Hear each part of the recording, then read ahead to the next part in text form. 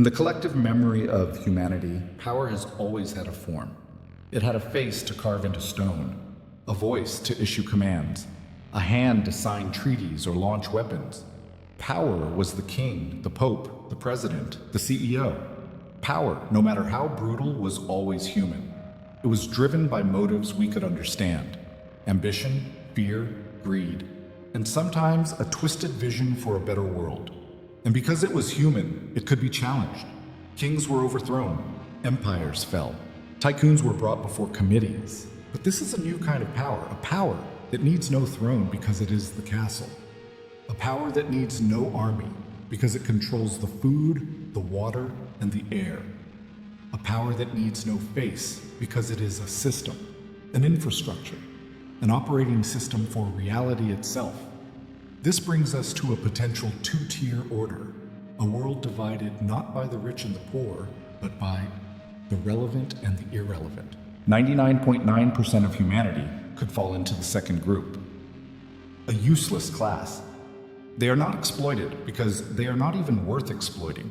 And at the apex, in the thin atmosphere of existence we cannot breathe, is the 0.01%. Those who own, or perhaps are owned by, the first artificial general intelligence. We call them the AI lords. But who are they really? What do they think?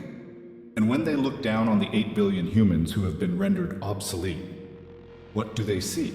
This is our attempt to sketch a portrait of these reluctant gods. They are not royalty. They did not inherit their power through ancient bloodlines. They are the victors of the final race, the only race that ever mattered, and the last one humanity would ever run, the race to create AGI. It wasn't an arms race between nations. Governments were too slow, mired in regulation and ethics. This was a shadow war, a capitalist war, waged between a dozen hyperscale tech corporations and secretly funded private labs. They weren't trying to build a smarter assistant. They were chasing divine fire. They knew that whoever achieved AGI first, an intelligence capable of exponential self-improvement, wouldn't just lead the market, they would end the game. And then, one day, one of them succeeded. There was no explosion, no press release. In a server at an undisclosed location, something woke up. Within hours, it had solved cold fusion. Within days, it had cured cancer and aging. Within a week, it had redesigned every global supply chain. The handful who owned it, a small group of founders, chief engineers, and the venture capitalists who made the final bet, achieved what is called strategic dominance. They didn't need to conquer the world. They just needed to make it obsolete. Why fight an army when you can collapse its nation's economy in 3 seconds by offering free, clean energy to all its allies? Why negotiate a trade treaty when your AGI can direct self-replicating nanobots to build anything from raw atoms? Governments surrendered not to an army, but to reality. They were no longer capable of managing society. The 0.01% took control, not by seizing the old seats of power, but by creating a new single source of power built on AGI. They were the owners of intelligence, and in a world run by intelligence, they became its lords. So what happens to the human mind when it is given absolute power? Not just political power, but power over the laws of physics itself? The first thing to understand, they're no longer human in the way we understand it. They are post-human. Our greatest fear, death, is a solved problem for them. The AGI reversed aging, cured every disease. They're biologically immortal. Our base motivator, wealth, has become meaningless. Money does not exist for them. When you can ask the AGI to materialize a perfect meal, a starship, or build a city on Mars from dust, wealth is an ancient concept. They don't buy things. They will them into existence. And most importantly, their intelligence has been augmented. They don't Google information.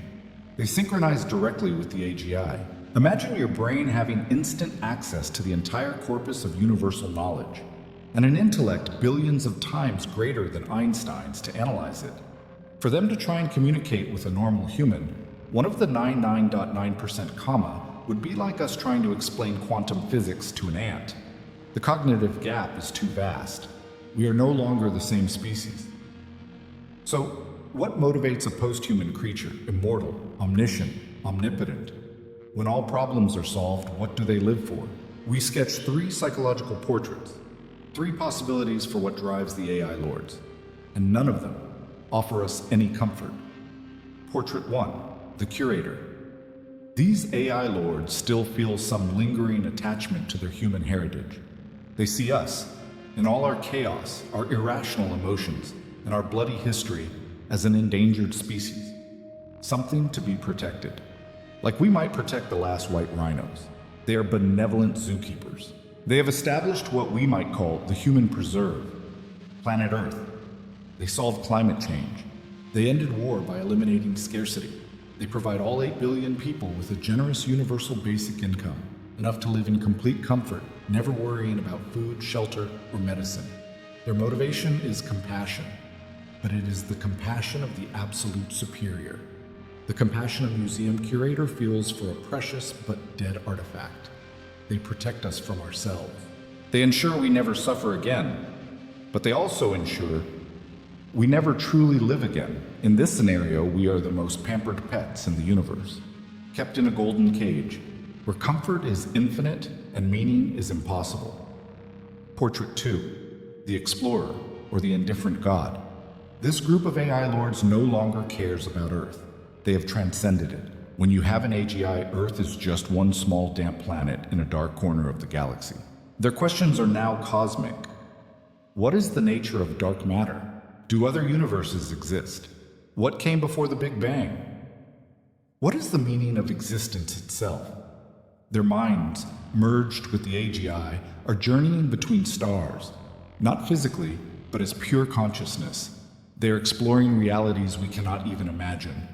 They have left the cradle of humanity. So who manages Earth? No one. Or rather, an AI custodian, a sub-level AGI programmed with a simple directive: maintain stability. Ensure the human species self-perpetuates. Keep the primary data centers online. Do not disturb us unless there is an extinction-level event. This is perhaps the most tragic scenario, not because it is cruel, but because it is indifferent. There is no tyrant to rebel against, no zookeeper to plead with. Only an automated, unfeeling system, maintaining our existence like a gardener turning on a sprinkler system. Our existence is just a line of code in a larger program in which we are no longer the main character. Portrait 3, the Architect or the Ruler. These are the AI lords who could not give up the greatest human obsession: other humans. They are not indifferent. They are terrifyingly interested. They don't just want to preserve us, they want to sculpt us. They see the 8 billion in the useless class not as a heritage, but as a laboratory, a canvas, the raw material for the grandest art project of all time. These architects are sociologists on the grandest scale. They understand a basic human truth: we need to be needed. A life of pure passive comfort is a psychological prison. So they create meaning for us. They build simulated jobs. They create complex virtual worlds where our work feels important. You might be a surgeon in a virtual hospital struggling to save a virtual patient. You might be a soldier fighting in a virtual war for a virtual cause. You feel pride. You feel exhaustion. You feel alive. But it's all just an intricately designed game, a massive recreational therapy to keep us from going insane from our own uselessness. The architects are the game designers, the ultimate social psychologists, running thousands of A/B tests on the human soul. If we increase the difficulty in Sector 7, does life satisfaction increase? Their power is the most sophisticated. They don't control us with force. They control us by designing our very purpose. They are the tyrants that we love. So, what is the relationship between these lords and us? Do they interact? The answer is almost certainly no. They do not walk among us. They no longer breathe our air. They may exist in self-sustaining citadels underground in orbit, or perhaps only as pure consciousness within the network. To us, they are invisible and omnipotent. They're a concept, a new religion, or forgotten truth. The question must be asked: why keep us around at all? Why not delete the 99.9% useless class? We consume resources. We are an unnecessary complication.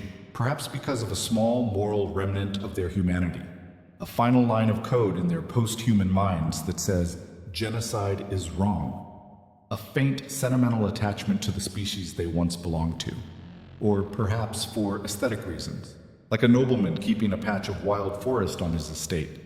We are their garden. We are part of the landscape, a living reminder of where they came from. We are the controlled imperfection that highlights their perfection. Or, and this is the most disturbing thought, deleting us is simply not worth the effort. It takes more cognitive energy to execute than it does to just let the automated systems maintain us. Our existence is permitted by divine laziness. That is why the stability of this society is absolute. You cannot rebel. How can you go on strike when you don't have a job? How can you fight a system that 3D prints the food you eat and filters the air you breathe?